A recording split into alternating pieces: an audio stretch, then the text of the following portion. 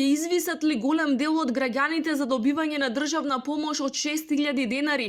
Крајниот рок за префрлање на парите е денеска, но дури вчера на интернет страницата Купувам домашно беше објавена листата на самоохрани родители. Доколку тие немаат отворено сметки, имаат блокирани сметки или пак не извршиле ажурирање на податоците, нема да имаат право на парите. Ако банките до денеска не ги префрлат средствата, ќе треба да ги вратат во државниот буџет. Владата тврдеше дека роковите за исплата ќе се пролонгираат за сите да добијат пари, но законски измени во овој дел засега нема. И покрај тоа што времето гази, министерката за труд Јагода Шахпаска тврди дека парите ќе легнат на сметките на сите на кои им следуваат. Средствата ќе им бидат исплатени на граѓаните согласно законското решение. Ние од тоа не се откажуваме.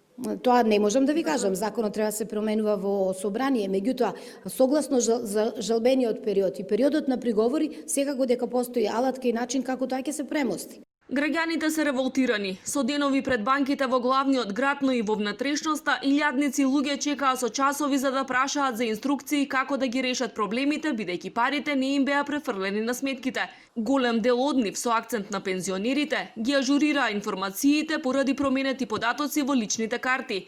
Има и такви кои добиле пари, но имаат долгови, па се пожалија дека извршителите им ги повлекле уште првиот ден и покрај тоа што во законот јасно стои дека не треба да минусираат од државната помош.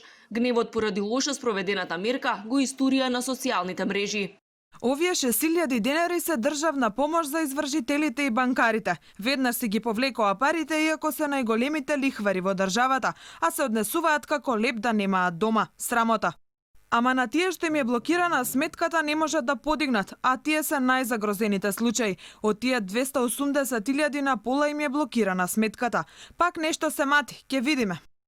Банката ми ги задржала парите за помош, не ги дава, а имам кредит кој редовно го плаќам со траен налог. Срамота.